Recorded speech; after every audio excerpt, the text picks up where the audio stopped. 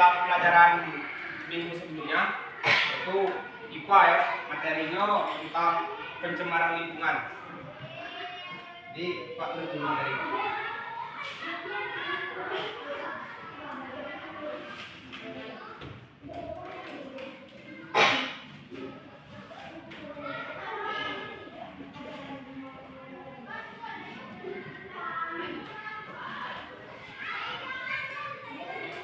Ini materi yang minggu kemarin kan?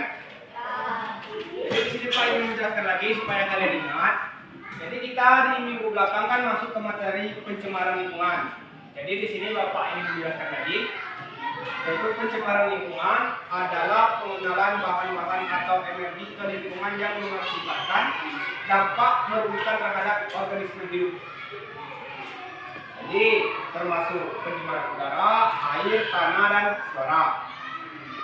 Jadi satu, pencemaran udara disebabkan oleh emisi gas beracun, partikel debu, dan zat kimia lainnya ke udara. Jadi contohnya salah satu yaitu pencemaran udara adalah kendaraan bermotor, asap dari pabrik-pabrik ya. Dan yang kedua, pencemaran air. Pencemaran air terjadi ketika bahan-bahan seperti limbah industri, limbah domestik, atau bahan kimia lainnya masuk ke sumber air seperti sungai ataupun danau ya. Yang ketiga adalah pencemaran tanah, meliputi kontaminasi tanah dengan limbah industri. Jadi upaya-upaya untuk mencegah pencemaran lingkungan. Yang pertama itu adalah pengelolaan limbah. Menerapkan praktik pengelolaan limbah yang bertanggung jawab, termasuk daur ulang, pemrosesan limbah secara aman, dan pengurangan penggunaan bahan kimia berbahaya. Yang kedua, penggunaan energi terbarukan. Beralih ke sumber energi terbarukan seperti matahari, angin, dan air dapat mengurangi emisi gas rumah kaca dan menurunkan polusi udara. 3. Transportasi hijau.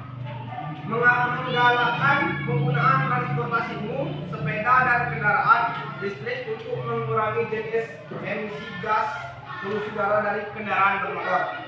Yang keempat, penghijauan kota.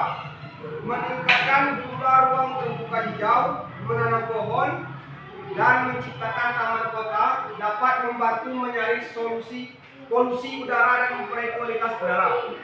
Yang kelima, penggunaan teknologi bersih. Mendorong penggunaan teknologi ramah lingkungan dalam industri dan manufaktur. Dan yang keenam, menegakkan regulasi lingkungan. Menguatkan penerapan peraturan dan regulasi lingkungan serta memberlakukan sanksi bagi pelanggar dapat mendorong perusahaan dan individu untuk bertindak secara lebih bertanggung jawab terhadap lingkungan.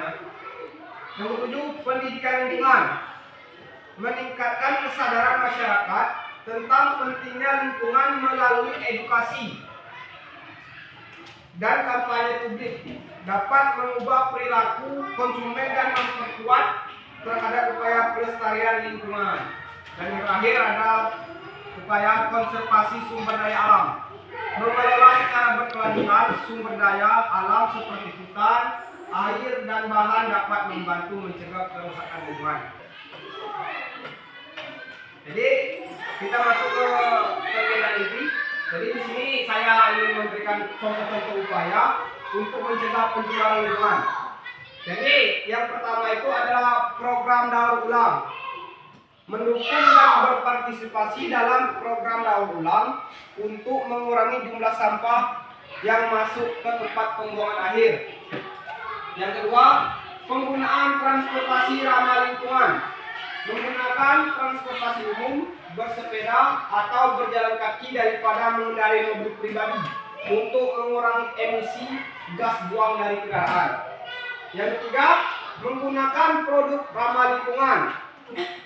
Memilih produk yang ramah lingkungan seperti produk dengan label energi hijau atau sertifikasi. Yang keempat, pengurangan penggunaan plastik sekali pakai. Mengurangi penggunaan kantong plastik, botol air plastik, dan barang-barang plastik sekali pakai lainnya dengan beralih ke penggunaan barang-barang yang dapat didaur ulang. Yang kelima, praktik pertanian berkelanjutan.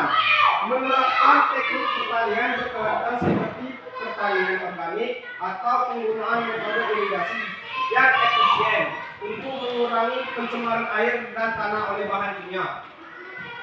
Yang keenam, penanaman pohon. Berpartisipasi dalam kegiatan penanaman pohon atau mendukung proyek-proyek reforestasi untuk membantu menyaring polusi udara dan meningkatkan penyerapan karbon dioksida. Yang kedelapan, penggunaan energi hemat energi. Mengurangi konsumsi energi dengan mematikan peralatan listrik yang tidak digunakan. Yang kesembilan, atau yang terakhir, pendidikan dan kesadaran lingkungan. Mengedukasi diri sendiri dan orang lain tentang masalah lingkungan, termasuk dampak pencemaran dan cara-cara untuk menjaganya untuk meningkatkan dan tidak berkelanjutan. Jadi ini ada soal 5 ya, 5 soal. Aku tulis di depan tulis, nanti kalian mengisi ya, dan nanti akan Bapak berikan umpan balik ya. Jadi aku tulis dulu soalnya. Jadi silakan kalian nanti dicatat, ditulis ya.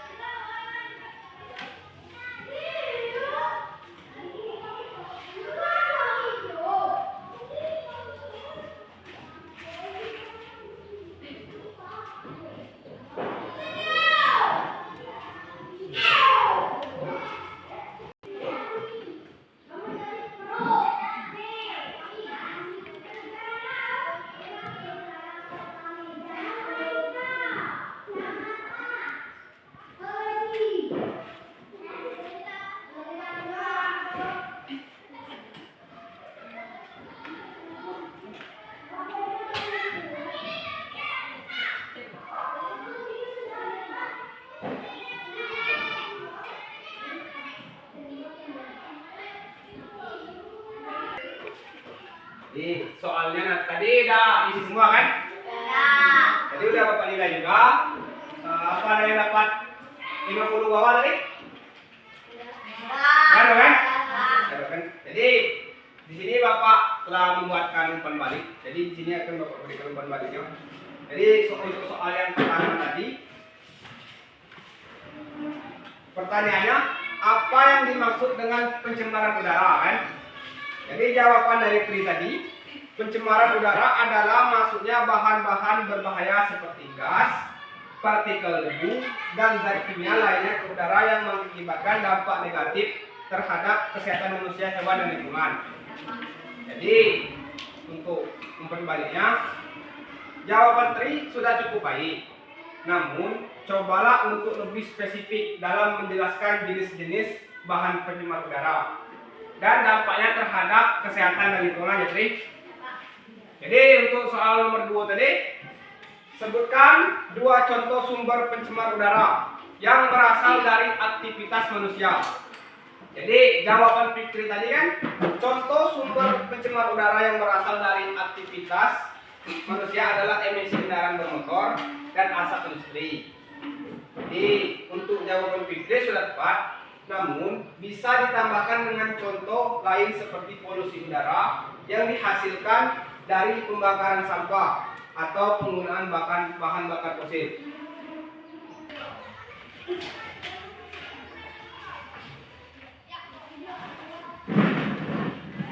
Jadi untuk kesimpulan dari materi kita tadi dan juga untuk yang minggu kemarin, kesimpulannya pencemaran lingkungan merupakan masalah serius yang mempengaruhi kesehatan manusia, kelestarian ekosistem, dan keberlangsungan hidup di planet ini.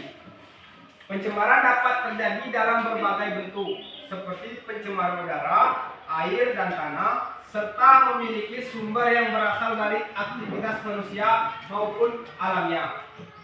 Untuk mengatasi masalah ini, diperlukan upaya bersama dari pemerintah, industri, masyarakat sipil, dan individu untuk menerapkan praktik-praktik ramah lingkungan, memperkuat regulasi lingkungan, dan meningkatkan kesadaran akan pentingnya menjaga kelestarian lingkungan hidup dengan membangun yang berkelanjutan bagi generasi masa depan. Jadi itu kesimpulannya. Jadi sebelum kita menutup materi pada pagi hari ini, jadi di sini Bapak akan memberikan pekerjaan rumah sebanyak 2 soal. Jadi kalian tulis, silakan tulis di buku.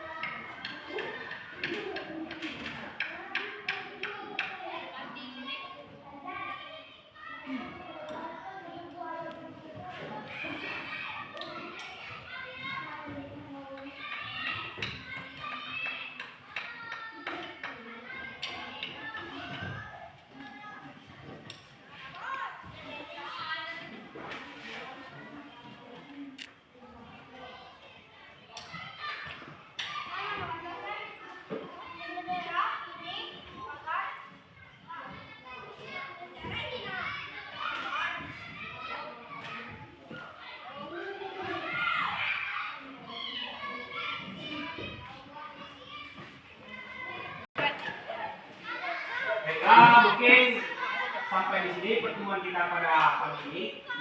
Dan kita lanjut di materi selanjutnya minggu depan. Jadi untuk pengulangan dari materi yang minggu belakang, kita sampaikan kembali supaya kalian lupa. Dan juga tadi kan sudah Bapak sempat kasih soal minggu depan, dan juga Bapak kasih pendapat juga. Dan untuk pekerjaan di rumah, nanti Bapak kasih 2 soal juga. Jadi kalian kerjakan dan dikumpulkan pada saat pertemuan kita untuk selanjutnya, yaitu minggu depan. Jadi ingat, jadi materi tadi kalian dengan yang baik. Mungkin hanya itu, lebih kurang mohon maaf, dan saya akhiri. Wassalamualaikum warahmatullahi wabarakatuh.